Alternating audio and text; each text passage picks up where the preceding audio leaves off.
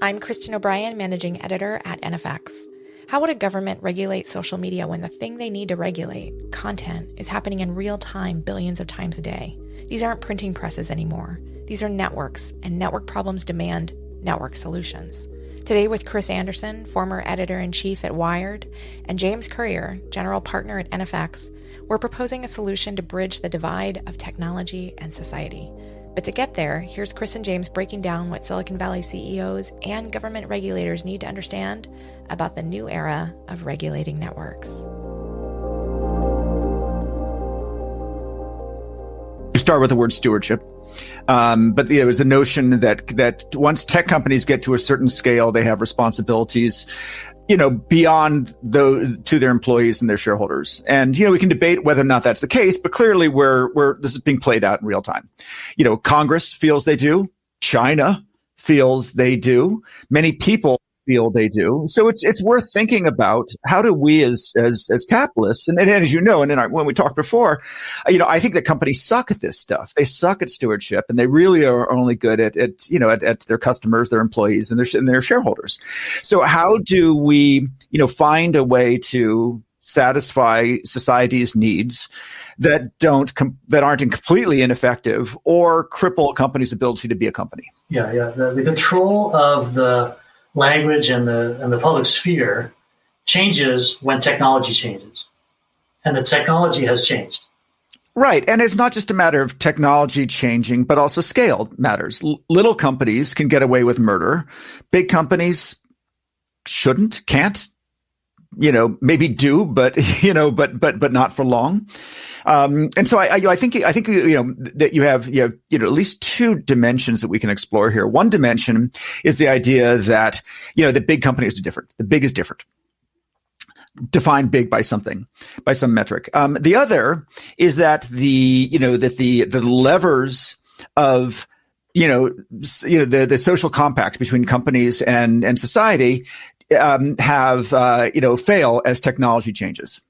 Basically technology moves faster than regulation and laws and that kind of stuff. And as a result, we find ourselves constantly in the gray zone, with nobody happy. And so, it's, you can't just say, well, let antitrust deal with it, because antitrust moves at the pace of, tectonic, age. You can't say let the courts deal with it because, again, slow. You can't say just let the market deal with it, because we've seen what happens. And so there must be something else that's sort of nimble, and aligned, impedance matched even, with a company's internal processes that can represent society's interests. Yeah. And so you brought up the concept of the ombudsman.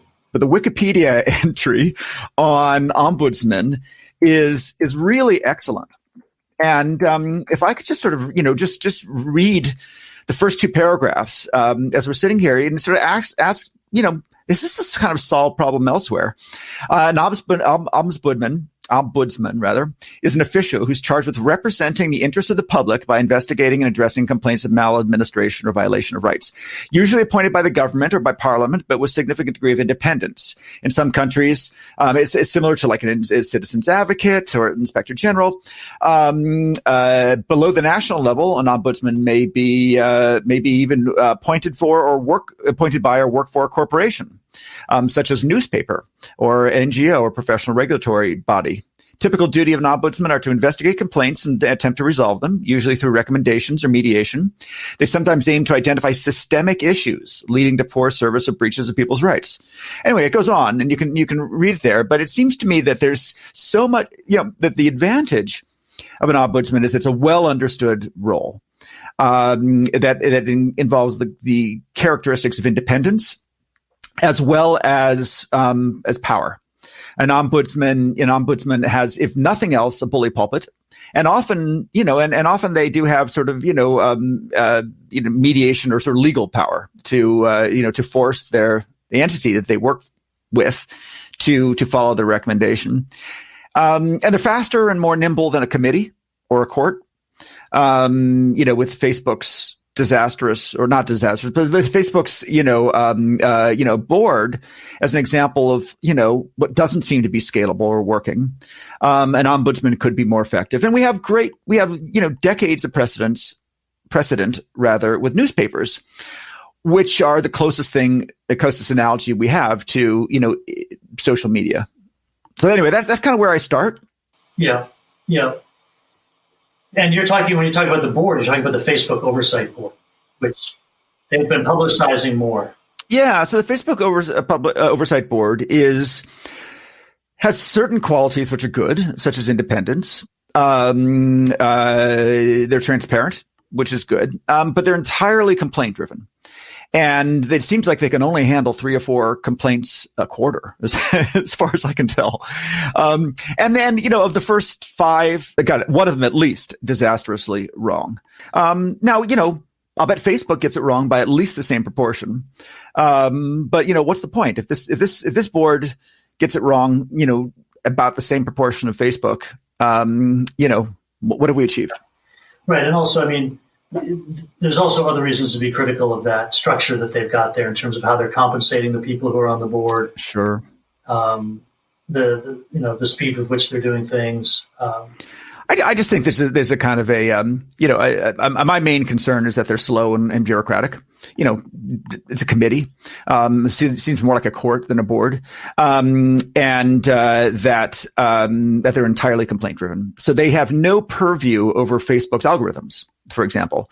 So Facebook's makes thumbs up, thumbs down decisions about whether certain posts should be kept up or down, up or not. And the board can reverse that if need be. But the board can't change the underlying algorithms that Facebook uses that create more problems than any individual case. Right. And they're not smart enough to think about how the interface might change. Exactly. So, here's the issue. It's like one of the things that made newspapers a little bit easier to manage was that anybody could understand the technology of a newspaper. They could see a column inch, they could see a photo, they could see a headline, which was bigger, what was small. They could see, who had written it. These interfaces drive behavior of billions of posts a day that are driven by the software design. How big is the box that you type into? Who gets to see that? Is the button called a like button or is it more nuanced than that? These sorts of more fundamental decisions about the playground in which we're all playing, very few people in the world are good at that at all, including most of the people at Facebook, and certainly at the thousands of social media startups that have existed over the last decade, which have gotten no traction. People who committed their lives to being good at that were still no good at it. It's a very difficult thing to do. It's a little bit like refining uranium. Like one of the reasons that nuclear weapons haven't proliferated is because refining uranium is just damn hard. So I would argue that they're more similar than you think. So you described 2 elements of the UI. So you described the sort of, the user interface of Facebook and the user interface of a newspaper, headline, text, etc. But in both cases, there's an opaque and sort of black magic-y process that gets into that. So an algorithm, recommendations, and, is what's going on in the back of, and then behind the scenes of a newspaper is reporting, which involves human beings trying to, filter through a lot of noise and understand what's the truth. Involving, some elements of repertorial techniques, some elements of judgment, some elements of bias or lack thereof. And so I would argue that in both cases, there is some sausage making. Algorithm. There's an algorithm. In both cases, there's an algorithm which is not apparent to the outside world. And then an ombudsman would have visibility into both. So an ombudsman at a newspaper, if somebody complains and says, your article about climate change, for reasons that are unclear, you decided to have a skeptic, a climate change, skeptic, to match your climate change believers, even though believers are 99.999, you decided in the interest of balance to give the skeptics equal time. So that's a terrible algorithm. That is, in fact, the algorithm of media, is to try to bring balance, but not all issues deserve equal balance. And you could argue that that's an algorithm badly deployed, and that Facebook also has sort of well-meaning algorithms that sometimes just aren't well deployed. But it's a simple algorithm in the sense that once you publish a newspaper, it gets published, let's say, once a day, with the old technology, and it was published the same to everyone. Both those things aren't true in the digital media because it's being published all the time. Who saw what time of day did they see it? What was it next to? Like that's different for everyone. And so the algorithm, the complexity for someone to adjudicate on the content of the network was much easier in the old technology than it is in the new technology. For sure. And my point would be that the structure of the product itself, Facebook versus Snapchat versus TikTok, they have different interfaces.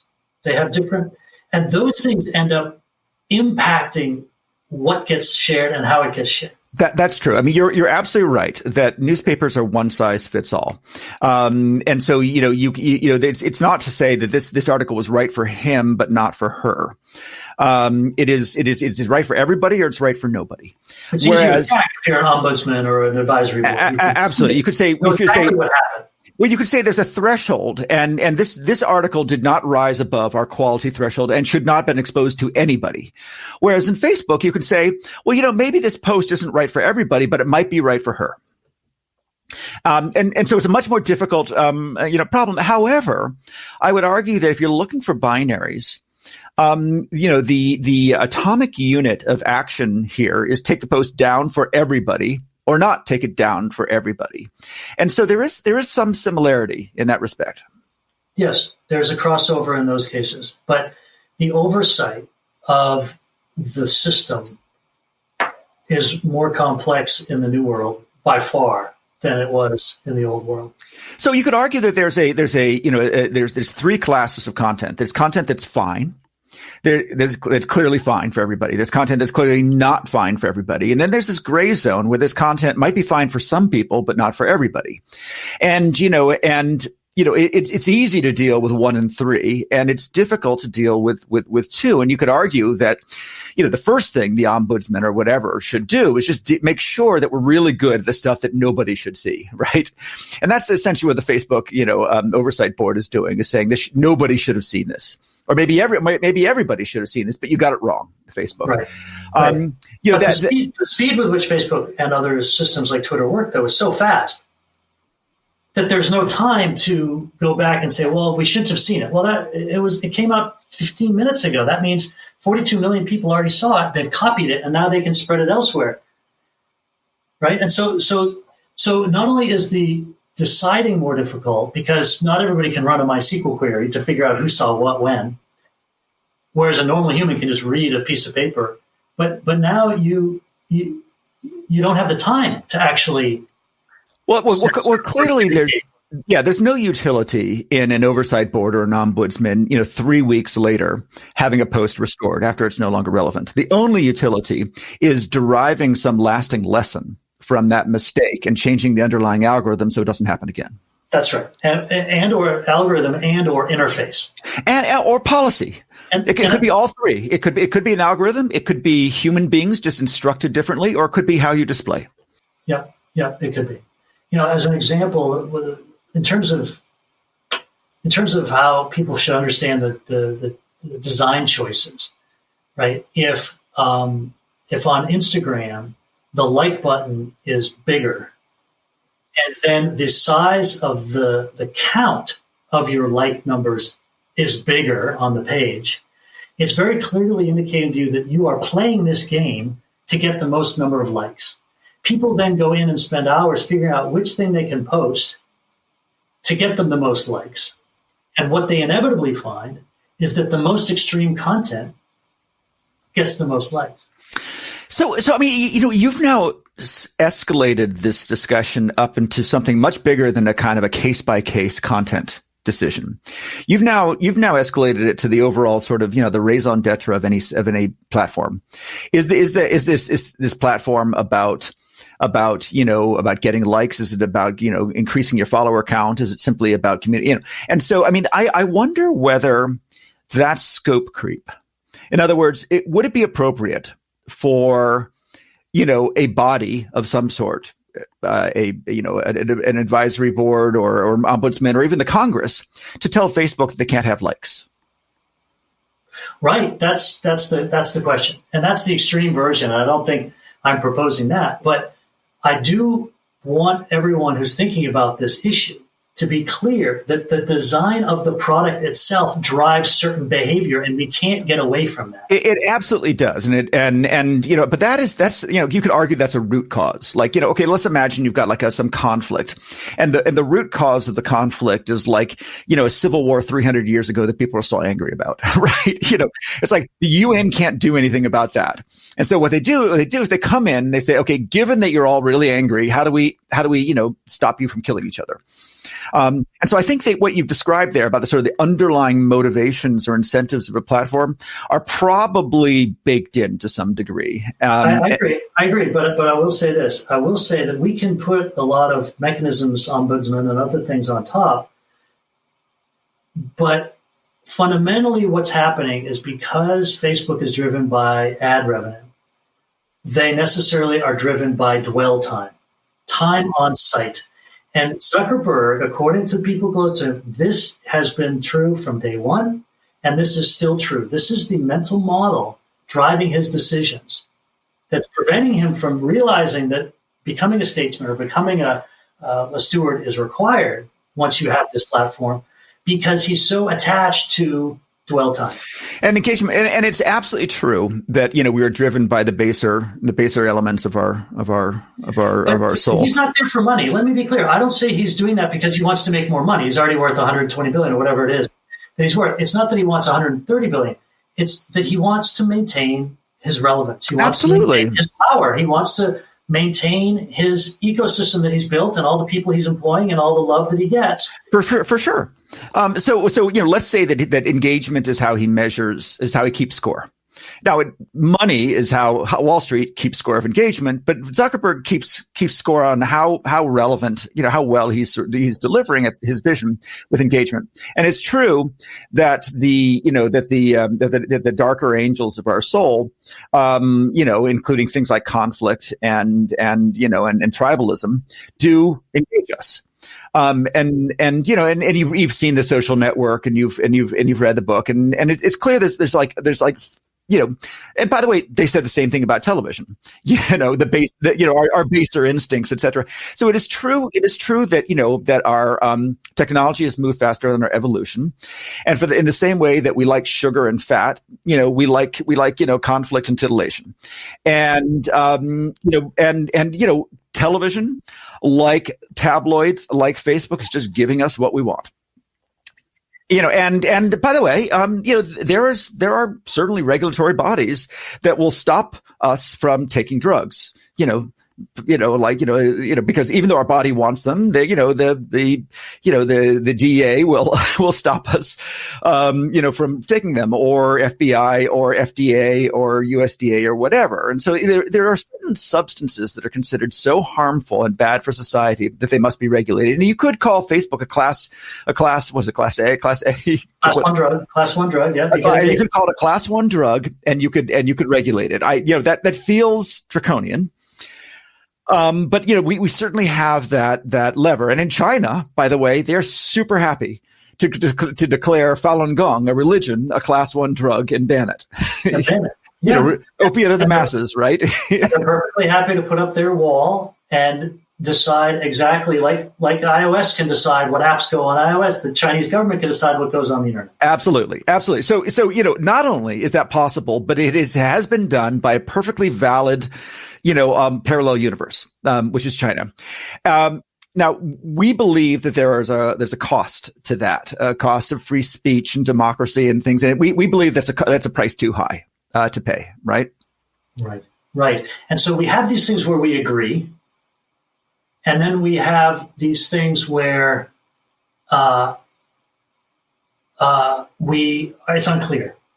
And in those spaces is required, in most societies, I believe, some sort of temperament, some tempering of behavior. So, for instance, Jack Ma went past that tempering point in China, and now he's disappeared because the Chinese government decided he had gone too far. He lost the thread of being a steward of his position in society, and right. So I mean, I mean, it's a great example because, the average Chinese person would say, no way. I mean, he's a hero.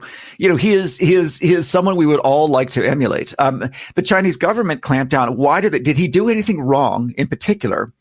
Probably not. What the Chinese government is always concerned about is centrifugal forces, which is to say, power distributing. Whether power could distribute to the cities and the mayors, that would be bad. Power could be distributing to individuals or companies, and that would be bad. Any distribution of power, any decentralization of power is a threat to the Chinese, Communist Party. And if you're the CEO of a company and you become too rich and powerful, they will find some violation of the law because, basically everything's against the law in China. It's just indifferently enforced.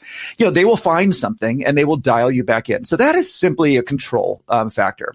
I think we don't believe that the central government should maintain control and that if any entity gets too big, it threatens Washington, D.C. Our system is built on the opposite perspective, which is that of a balanced network structure. Exactly. So we believe in democracy. That's the foundation of our true American exceptionalism, is we've been able to build this distributed network structure where everyone's encouraged to balance. Absolutely. So between the three things of federalism, democracy, and the balance of powers, we have chosen a path which is not the Chinese path. And any decision we make about social media should be coherent and consistent with that path. Right? That's right. But now we've got these new people sitting at the table of the balance of powers, right? Suddenly you have a Jack Dorsey, suddenly you have a Mark Zuckerberg who, are not vetted. They are not trained in stewardship or statesmanship. They are trained in A/B testing. Right. Well, we've always had those individuals. They used to be called newspaper owners. The William Randolph Hearsts of the world. And they too were not trained. They too, were just entrepreneurs. However, the media was regulated by the FCC. So there were standards of media, both broadcast and print. And there was a kind of a gentleman's contract within the media that they had with great power comes great responsibility. And they accepted that cultural idea, that mental model, for at least 60 or 80 years. Yeah, you could argue that every now and then one of them would go off the reservation. Murdoch or Fox News or even William Randolph Hearst. You could argue they've kind of violated the social norms of media. But by and large, they were sort of the idea was it's like owning a football team. Once you're in the club, you kind of have to abide by the rules. Yeah, that's right. Or you're not going to get the social benefit that you want, and that is the unlegal, you can't write those into laws. This is the sort of cultural norming that takes place in the fuzzy center where it's unclear. And every society needs that. And you could, there were professional bodies and associations that were designed to both, set standards and enforce standards. They had sort of, moral suasion, if not legal power. But there definitely was a sense that, that there are like trade, there was sort of industrial norms. And that if you were a newspaper, or any other form of media, and, like doctors and accountants and all have, professional bodies that if you kind of violated these social norms, you were called out at least. And you could be, you weren't thrown into jail. There was no like a clear white line or black line that you could cross. And the same thing is going to be true forever. Now, the Chinese government, they can't paint the exact lines either. So when Jack Ma disappears, we're all surprised. Did he violate a law? No, he just kind of strayed too far. And every society, whether you're, an authoritarian version like China, or whether you're a more balanced version like us, everyone needs some sort of cultural norms to help adjudicate those muddy centers. And when you get too much power, like a Zuckerberg, there's a gentleman's agreement, if you will, that you're going to hand some of that back over to other folks so that the balance of power stays in balance and the system continues to function optimally or close to optimally. And there's some debate. Right now, there is no debate. Do you think there is a gentleman's agreement that that's the case? There was. There was probably, but back in the days of newspapers. It wasn't until Murdoch and until the internet, and now, and I think this has been thrust upon Dorsey and thrust upon Zuckerberg, and they aren't aware of those cultural norms. They aren't aware that there's this requirement in order for society to function better, and that perhaps you don't maximize your dwell time on Facebook. Maybe instead of having a $750 billion company, just have a $550 billion company. And that $200 million of loss of value today allows you to still have $550 billion in 20 years versus getting split up and doing all that mess. In the 20th century, when there was the great global battle between capitalism and communism, the countries that were flirting with socialism would say that any time a company got too big, it would be nationalized. In the interest of, security or the people or whatever. And so there, that was always a threat. And, there was even in AT&T's, time, there was a move to nationalize AT&T. Instead, they broke it up. But, so there has been that stick in our past. Now, I don't think that it's plausible to nationalize Facebook, Right. Because no one could run it. Within a year or two, I guarantee you that product would die because it's like a piece of art. It's a living thing. And the balance that it took, look, Facebook was the 150th social network to get going with the same 5 features. It's very delicate how these things run.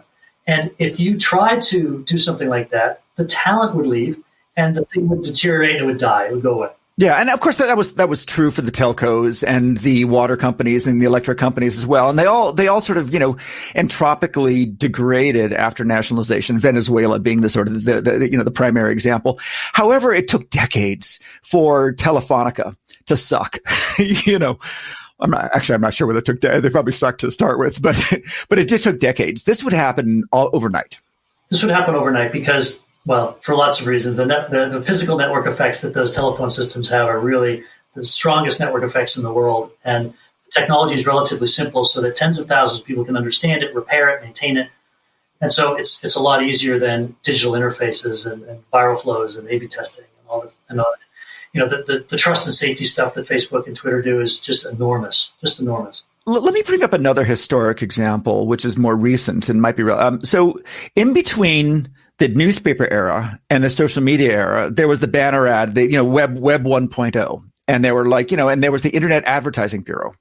And the people who did, ad tech, for lack of a better word, were members of the Internet Advertising Bureau. And they agreed on things like sizes of banner ads and, cookies and some basic standards and norms. Once third-party advertising kind of disappeared and it all went to first-party, it went to, social media advertising. I don't know whether the Internet Advertising Bureau has any impact, any influence anymore.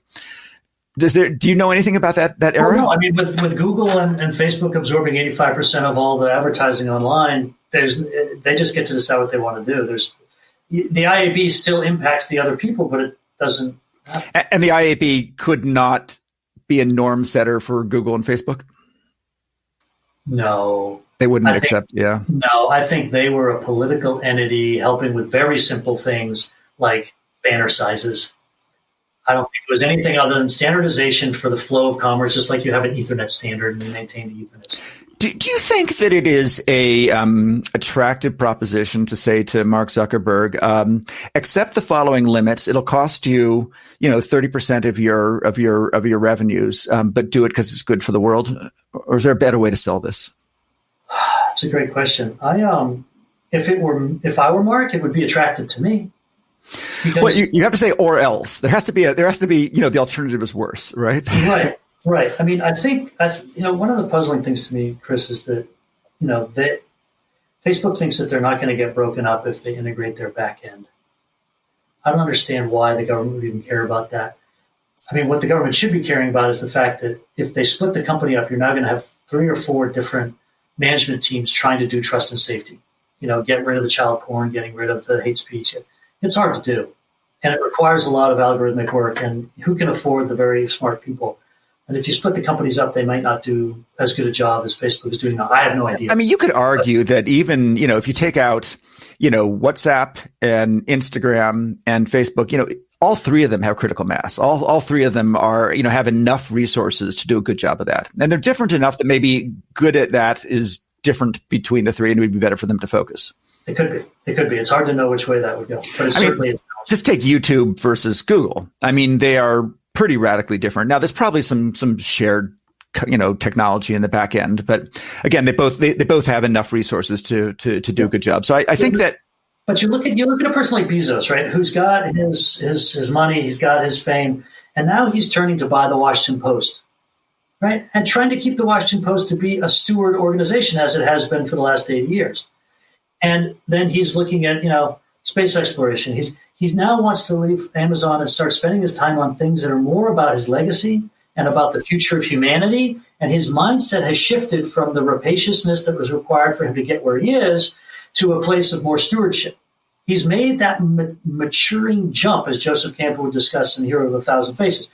And that, I believe, is what could happen to a Zuckerberg and to a Dorsey. For sure. I mean, you use stewardship, I would say, philanthropy. I mean, for example, Bezos's, interests also include climate change, environmental and Gates as well. So, I think what they decided was that the best vehicle for them to exercise their social obligations was not their company. They had to leave their company and take their money, and only then would they be free to be the steward they wanted to be.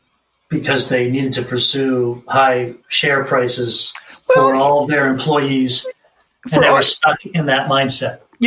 All sorts of conflicts of interest. You could say they had shareholder conflicts. You said they had just sort of, just bandwidth, competition. But it just felt more natural for them to make a clean break. And you've argued this for 20 years, right, Chris? I have. I've argued. I mean, back when I was at The Economist, back in the 90s, we argued this. This is where the beginnings of corporate social responsibility. And there was this sort of CSR movement. And I was on this team that argued against it on the grounds that companies suck at this. And that, that governments are good at social issues, or governments are good at deciding what, society's priorities should be. And companies are really good at achieving shareholder value, maximizing shareholder value. And the companies tried to do them both, they'll do them both badly. And so that, the best thing for different companies to do is to be the profit seeking entities that they're very good at. Government is designed to check them in. And then there's a balance. The companies, create a thriving economy. The government, reins them in when they go too far. Everyone knows their role. I think you could argue the jury's still out on corporate social responsibility, but a lot of it has, I think, been either ineffective or window dressing. Sure. But you can find, Howard Schultz or whatever, who running Starbucks to give healthcare to all of his part-time people, or, Hilton Hotels doing the same thing in the 50s with their, maids, or, you could argue that. You could argue that is, that's very aligned with their profit seeking. It just could be that that's a win-win. People talk about the triple bottom line, good for the company and good for the environment. In the long term, it's probably better for Starbucks for him to have done that. And he might have been right by doing it, even though at the time people thought it was controversial and the stock price, shot down, blah, blah, blah, thinking, oh, he's too much of an activist. But you might make the same argument with something like social media, which is a particular type of a product which requires some sort of maturity in order to manage, and it can't be as rapacious as maybe some other forms of business. Because a lot of its value is coming from the ownership of the social sphere. Yet that is a commons. That is a collectively owned thing. Whereas coffee, I can choose to go to Pete's, I can choose to go whatever.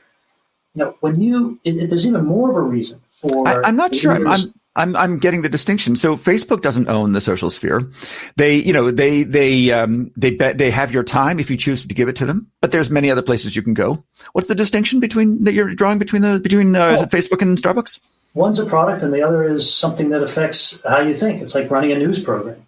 I mean, it's a news feed. Okay, that's true. That's true. But in terms of individual choice and individual action, they're the same. Starbucks has got a lot of coffee shops. Say Facebook has a lot of eyeballs. But if you don't like it, we choose to give Facebook its power. Yeah, but Starbucks isn't letting you think about anti-vaxxing.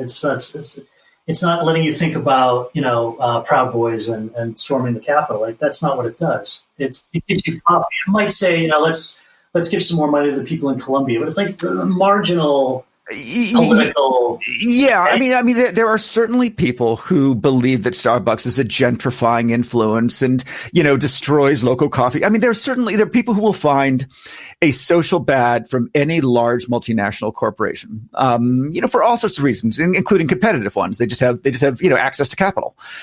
So I think there are some analogies there, but getting back to sort of, what Facebook should do. So Facebook is now threatened with the breakup, which may or may not be plausible. They are aware that they're causing harm and they're trying to do something about it, perhaps not with their full heart and energies. They've set up some mechanisms to do it better, such as the review board. And our argument is that they haven't nailed it yet. Their internal methods and this board are not sufficient to address the root cause, which is the algorithm, and that Congress is not good at it either as a blunt instrument, and would probably do more harm than good. And the courts and the regulators are stuck in their own way. And so if you were going to reduce this to proposal, the draft of the proposal might be something like this. Once any entity gets above 1 billion, weekly active, monthly active users. 100 million users. Okay, once they get above 100 million monthly actives, once you get to 100 million MAUs, you now have triggered the threshold by which you have to have some independent oversight. And you have, you can either set up your own independent oversight, which is transparent and independent and nevertheless has power over the company, or Congress will do it, or a regulator will do it to you. And they're gonna stick you under a public utility commission and, good luck to you. Yeah. Yeah. Might even be 50 million, depending on what type of content it is. The problem with 50 million is that, you basically, Clubhouse, for example, will go from nothing to having triggered in about 2 months. Yes, it will. Which seems a little, but they could also disappear 2 months later. It could, but it's also owning the public sphere. There's a lot. I would argue that you'd have to have a size and time. So in other words, 100 million for a year. And now you're on the radar. Yeah. Okay. I'd say 50 million for 4 months. I would come down faster on it, having built some of these myself. Yeah. Okay. But we can agree. Cool. We can agree that there's a threshold. Yeah, there's a threshold somewhere in there. And you could say that, with great power comes great responsibility. Good news, you're a unicorn. Good news, you're a success. By the way, I lived this, right? I lived this with drones because we said, because drones were highly regulated, it's aerospace, it's weapons, all this kind of stuff. And we found all these loopholes, as did, Uber and Waymo and PayPal and everybody else. And we found all these loopholes and we just sort of, innovated with, open source and community until at a certain point we had 1 million units, out there, and 10 million globally. And at that point, the regulators said two things. Number one, they said, well, we can't stop you now. The genie's out of the bottle, but we can now put walls around your sandbox. And if you want to kind of move to the next layer of permissions, you're going to have to, we can't stop you from doing what you're doing, but we can stop you from doing the next thing you want to do.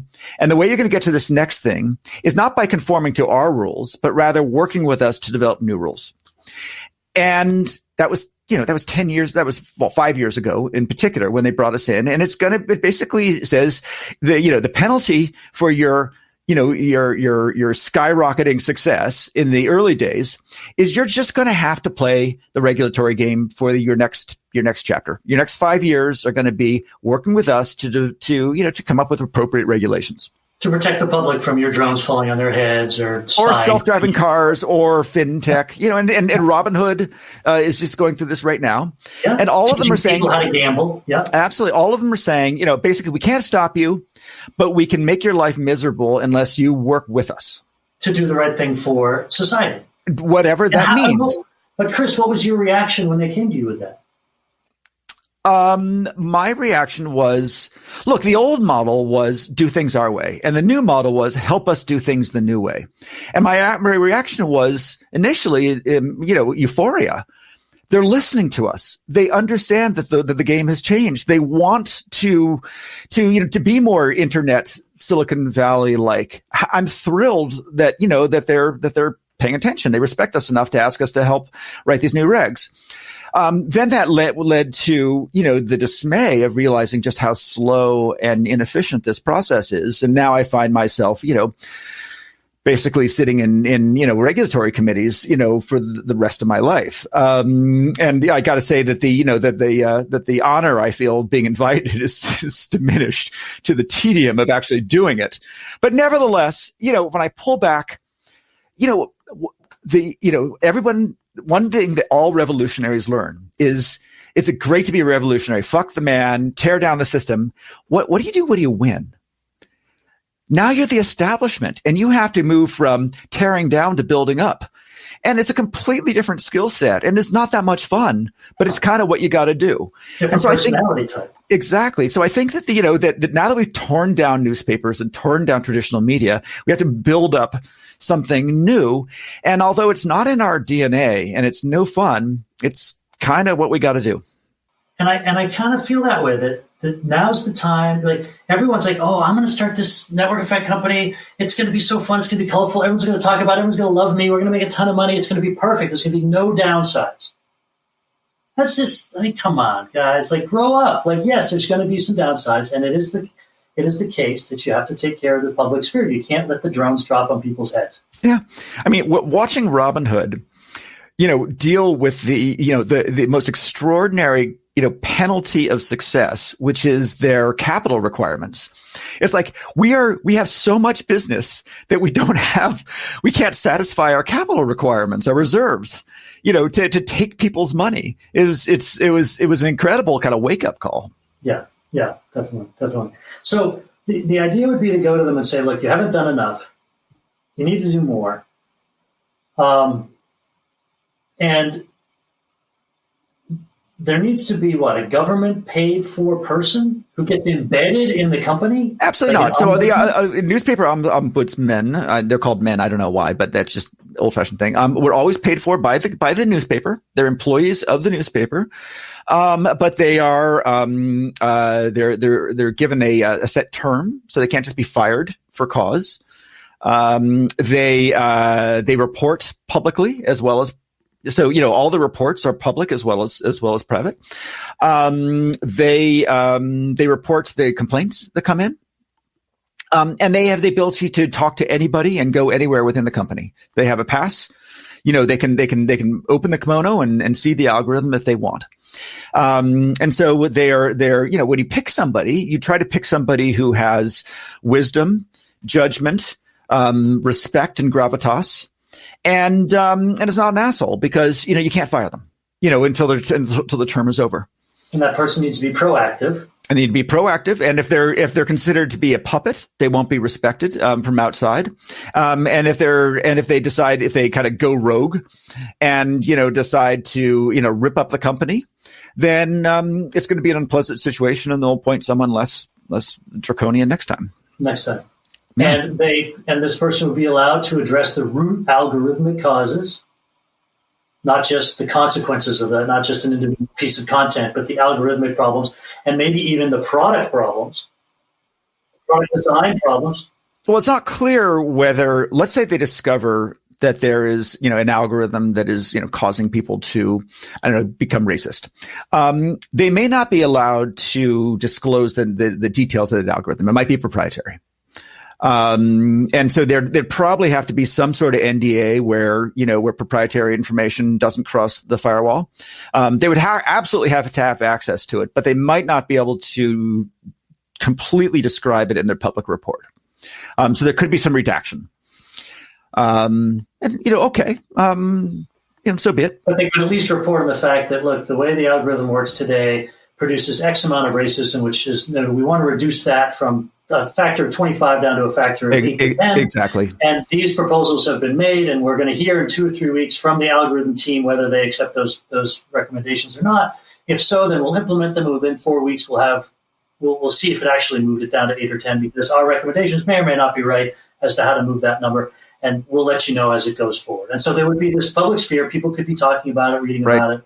Yeah. And the company and so like a inspector general or the general accounting office would do an investigation. The GAO, by the way, is the government equivalent of an ombudsman. The GAO has access to the employees of the government employees. I think the GAO may even have subpoena power. But they see all the books. They come out with a report. That report may have some redaction, and then the agency or the entity is required within 60 days to respond. Okay. And theoretically, this person could renewal. Do you think there could be a committee of people that do that? Do you think they might require an engineer and a writer? There's no reason why the ombudsman can't have a staff.